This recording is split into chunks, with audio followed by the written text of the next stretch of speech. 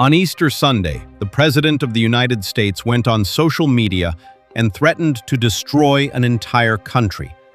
He used F-words. He talked about hell. And a member of his own party said he has lost his damn mind. So today, we need to ask a very serious question. Is America actually losing this war?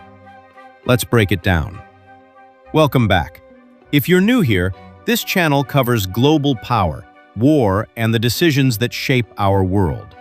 Today, we are 39 days into the US-Iran war, and things are getting very dangerous and very fast. So here's what happened over Easter weekend. Trump posted on Truth Social. And this wasn't a normal presidential message. He wrote, and I'm paraphrasing that exactly here, "Tuesday is Power Plant Day and Bridge Day. Open the strait or you'll be living in hell." He even ended it with, "Praise be to Allah."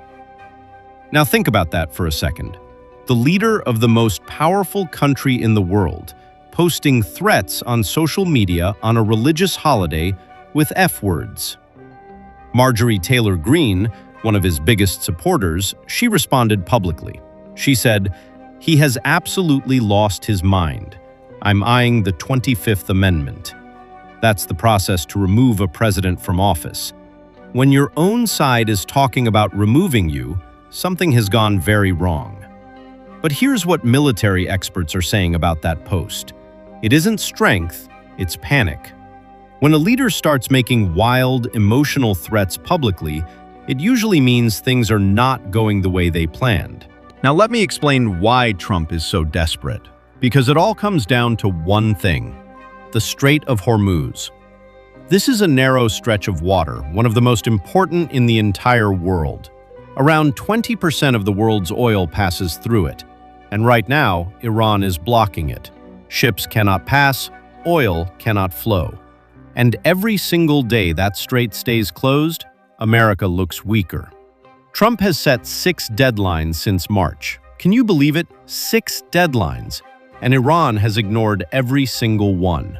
So here's the reality on the ground right now. The US and Israel have hit over 11,000 targets inside Iran. They've destroyed military sites. They've killed senior Iranian leaders. Their navy has been battered, and yet Iran is still fighting. The strait is still closed, and Iran is still firing ballistic missiles at Gulf states and Israel. That is the definition of a military stalemate, where one side has overwhelming firepower but cannot achieve its main goal. And Iran knows this. Their message to the world is simple. What do we have left to lose? When people have nothing to lose, they don't back down. They dig in and fight with their everything. So what can Trump actually do here? There are really 3 paths. Option 1, negotiate. Trump sits down, talks, and accepts a deal. But here's the problem. After all his threats, all his deadlines, all his posts, walking back now looks like a massive defeat. And you know Trump very well, what kind of person he is. Option 2, keep bombing. More airstrikes, more destruction. But as we've already seen, bombing alone has not opened the strait. And experts are warning that hitting civilian infrastructure, power plants, bridges, water systems, could breach international law. It could be classified as a war crime. And honestly, United States is already doing this. United States has already killed and bombed school in Iran, killing hundreds of innocent kids. Option 3 is a ground invasion. And this is the most dangerous path. And military experts believe this is where things are heading. The plan is already being discussed. An airborne operation on Qeshm Island, a strategic island near the strait. Drop troops in fast, secure the area, then push amphibious forces through the strait to reinforce them. It sounds clean on paper, but here's the brutal reality. Even if you get troops on the island, you then need to hold it. And Iran doesn't need a huge army to threaten the strait. All they need is a drone launched from hundreds of miles inland. And no shipping company in the world will risk sending vessels through an active war zone. So even a ground invasion may not solve the problem. Here's something that should worry the whole world. not just Americans. Last week, Trump dismissed the head of the U.S. Army. Then 2 more generals were removed on the same day. Now think about that timing. When you remove senior military commanders during an active war, what does that tell you? It tells you there was disagreement. It tells you someone was pushing back, saying that, "Sir, this plan is dangerous. The risks are too high." And what happened to them? They were simply removed.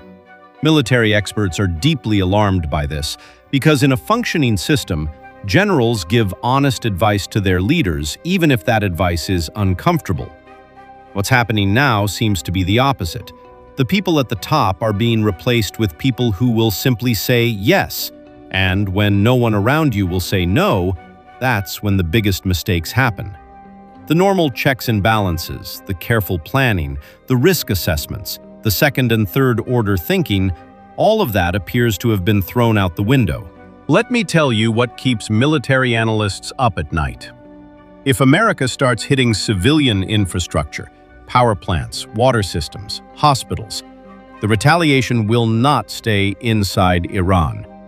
The Houthis in Yemen will start targeting oil tankers passing through the Bab el-Mandeb Strait, another key shipping route.